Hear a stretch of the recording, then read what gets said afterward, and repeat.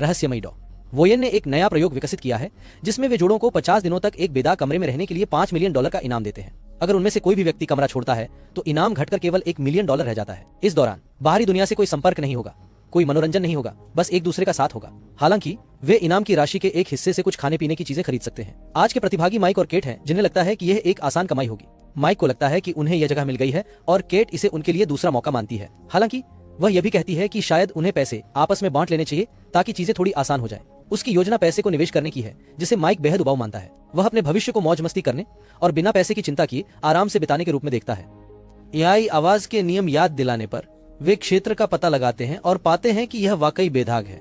हर चीज सफेद रंग की है और वहाँ केवल एक बिस्तर और एक बेंच रखी हुई है। वहाँ एक साधारण बाथरूम भी है जिसमें नियमों के अनुसार एक समय में केवल एक व्यक्ति ही प्रवेश कर सकता है। बाहर निकलने के लिए एक लाल बटन है, एक टच स्क्रीन है जहां से वे खाने पीने की चीजें ऑर्डर कर सकते हैं, और निकास द्वार के ऊपर एक बड़ी घड़ी है जो प्रयोग में बचे हुए समय को उल्टी गिनती में दिखाती है। उनका भोजन उनकी दैनिक पोषण संबंधी आवश्यकताओं को पूरा करने के लिए विशेष रूप से तैयार किया गया है, और यह एक सफेद डिब्बे में आने वाला बेस्वाद सफेद शेक है। कमरे में स्वचालित लाइटें हैं जो दिन भर बदलती हैं, सुबह, दोपहर, शाम और रात का संकेत देती हैं, सोने का समय बताती हैं।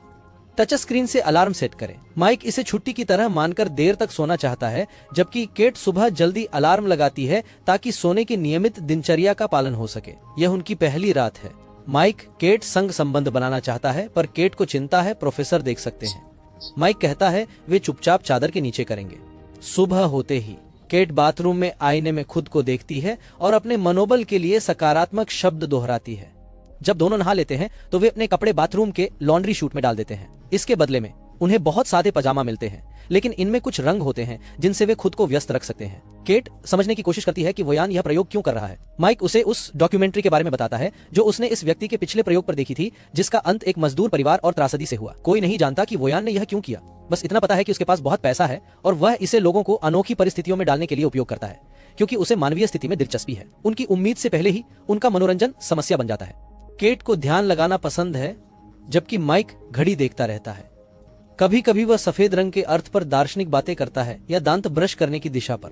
केट उसे घड़ी न देखने और लक्ष्य पर ध्यान देने के लिए याद दिलाती है, लेकिन जब माइक ठीक से सो नहीं पाता तो सकारात्मक सोचना कठिन हो जाता है। केट नियमित रूप से सकारात्मक बातें दोहराती है और बिस्तर ठीक करती है। ध्यान करते समय वह माइक का हौसला भी बढ़ाती है। माइक दौड़कर व्यायाम करता है। वे ताली बजाने वाले खेल मार्को पोलो या नृत्य खेलते हैं। जब वे गंदे पजामे उतारते हैं तो उन्हें वैसे ही दूसरे पजामे मिल जाते हैं। कुछ सप्ताह बाद कुछ अलग हुआ। माइक को एक कीड़ा मिला जो कमरे में था।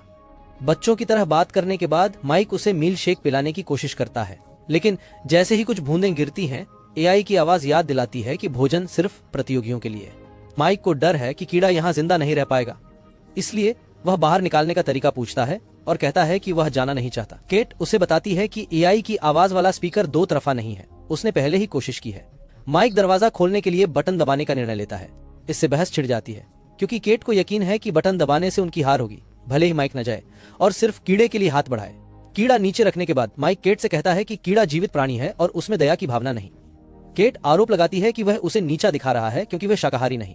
बहस बढ़ने पर केट कबूल करती है कि उसे लगता है माइक शाकाहारी है, ताकि अपने अमीर पिता को चिढ़ा सके, जिन्होंने माइक को सब कुछ दिया है। इसलिए उसने कभी कष्ट नहीं सहा और अब स्ट्रीट आर्ट में नाम कमाना चाहता है। केट इस बातचीत से बचने की कोशिश करती है, पर गलती से उसका पैर कीड़े पर पड़ जाता है।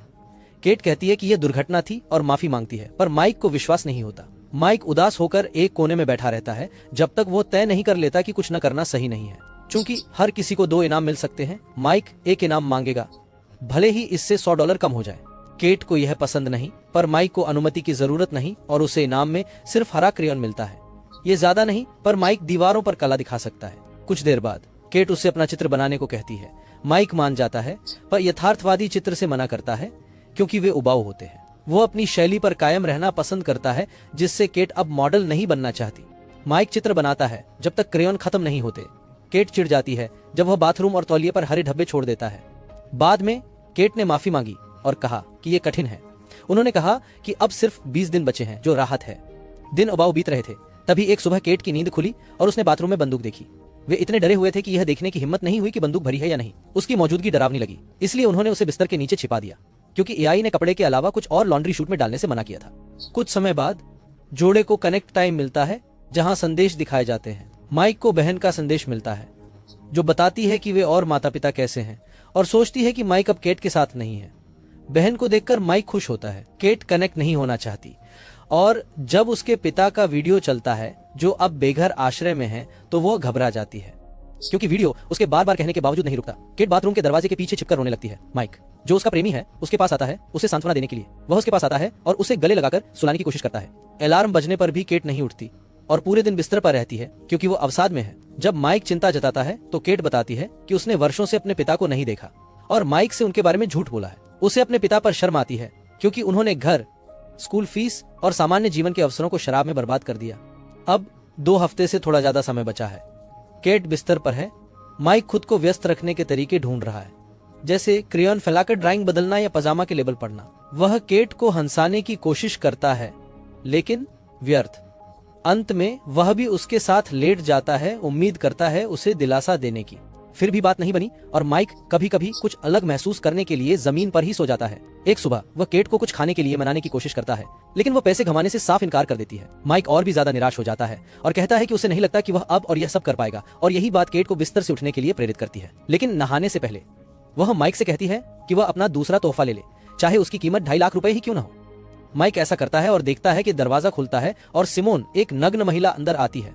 उसे प्रोजेक्ट के बारे में कुछ नहीं पता। वह एक अभिनेत्री है जिसे काम के लिए पैसे मिलते हैं और कई NDA पर हस्ताक्षर किए हैं। हालांकि उसे 1 महीने के लिए बुक किया गया था। एजेंट ने कहा कि वह 24 घंटे रुकेगी। केट को उसकी उपस्थिति पसंद नहीं और वह माइक से उसकी टी-शर्ट मांगती है ताकि सिमोन थोड़ा ढक सके। सिमोन माइक की कला की प्रशंसा करती है और उसके प्रभावों को पहचानती है, जिससे केट चिढ़ जाती है। रात में माइक फर्श पर सोने को कहता है। लड़कियां बिस्तर पर सोती हैं। सिमोन जागने की पेशकश करती है। केट चिढ़कर कहती है कि वे बिस्तर साझा करेंगे पर वह बीच में सोएगी। उस रात केट को नींद नहीं आती। सुबह के समय केट को सिमोन बिस्तर पर नहीं मिलती और उसे लगता है कि वो कहीं चली गई है, लेकिन असलियत में सिमोन बाथरूम में होती है क्योंकि वो अब और सहन नहीं कर पा रही थी। केट कुछ खाने का मन बनाती है और उसे मजेदार कैंडी से भरा 3 का एक छोटा सा डिब्बा मिलता है। केट तुरंत एक कैंडी खुद ले लेती है और फिर एक सिमोन को देती है, लेकिन माइक भी बस एक ही लेता है। काफी हिचकिचाहट के बाद तीनों कमरे में नाचने और झूमने लगते हैं और वे एक दूसरे को सामूहिक रूप से कई चुम्बन भी देते हैं। थोड़ी देर बाद माइक को बुरा अनुभव होता है। हर जगह खून दिखता है और सपने में वह पानी में होता है। उसका भाई भी गिरता दिखता है। महिलाएं उसे वास्तविकता में लाती हैं पर वह घबराया रहता है और जाने की गुहार लगाता है। शॉन और डूबने की बात करते हुए केट को उसे बिस्तर पर ले जाना और दिलासा देना पड़ता है जब तक वह सो न जाए। फिर सिमोन पूछती है कि माइक क्या कह रहा था और केट बताती है कि माइक का भाई शॉन परिवार के पूल में डूब गया था, जबकि माइक उसकी देखभाल कर रहा था, जिससे उसे अपराध बोध होता है। फिर भी माइक उस समय नशे में था, जिससे चोट गंभीर हुई और वह मिठाई लेने में हिचकिचा रहा था। सिमोन पूछता है कि वे कैसे मिले। केट याद करती है कि एक बरसात के दिन उसके पास छाता नहीं था और माइक ने बारिश से बचने की पेशकश की। माइक केट को जगाता है। सिमोन बताती है कि उसने बचपन में मां को खो दिया था और वे दुख साझा करते हैं। सिमोन माइक को दिलासा देने के लिए हाथ पकड़ती है। केट उन्हें देखकर घबरा जाती है, सोचती है कि सिमोन उसका बॉयफ्रेंड छीनना चाहती है। सिमोन केट के रवैये पर सवाल करती है, कहती है कि केट असुरक्षित है, जिससे बहस होती है। माइक रुकने को चिल्लाता है और चला जाता है। केट माफी मांगने की कोशिश करती है, मानती है कि उसने गलत नहीं देखा, पर सिमोन कहती है शायद ऐसा नहीं था।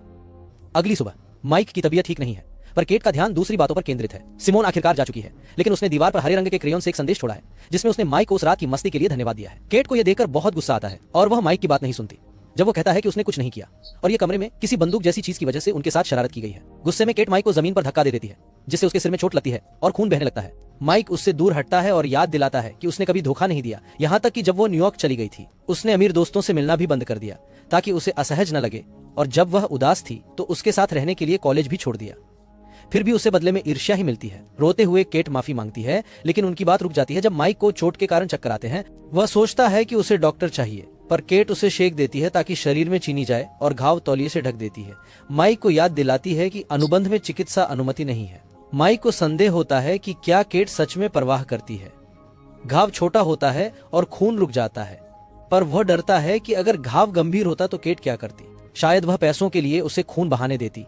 इस जगह से नफरत करते हुए और समझते हुए कि पैसा उनकी असल हालत ठीक नहीं कर सकता, माइक जाने का फैसला करता है और केट से भी ऐसा करने को कहता है। केट मना कर देती है, कहती है कि उसके लिए यह कहना आसान है क्योंकि उसके पास हमेशा पैसा रहा है, और वो बंदूक भी निकाल लेती है। माइक अनसुनी करता है, बटन दबाता है और जीत से कुछ दिन पहले कमरे से निकल जाता है। शावर में देर तक लेटे रहने के बाद केट को दीवार पर बूंदों की आकृति दिखती है। प्रेरित होकर वह बटन के पास जाकर सोचती है। महीनों बाद जब 2 दिन बचे थे, माइक दौड़ने जा रहा था तभी उसने केट को इमारत से बाहर आते देखा। वे कमरे में मिलने के बाद नहीं मिले थे तो टहलने का फैसला किया। माइक ने पूछा, क्या वह कमरे से निकली या जीत गई? तो केट ने सवाल टाल दिया, कम से कम वह माफी तो मांगती है। उनके जाते ही पता चलता है कि वह इमारत बेघरों का आश्रय स्थल है, जहां एक पट्टिका पर लिखा है कि ये गुमनाम दान से नई रसोई बनी। इसी बीच साफ कमरे में एक नया जोड़ा चुनौती स्वीकार करता है। और वीडियो के लिए सब्सक्राइब करें और नोटिफिकेशन चालू करें। धन्यवाद।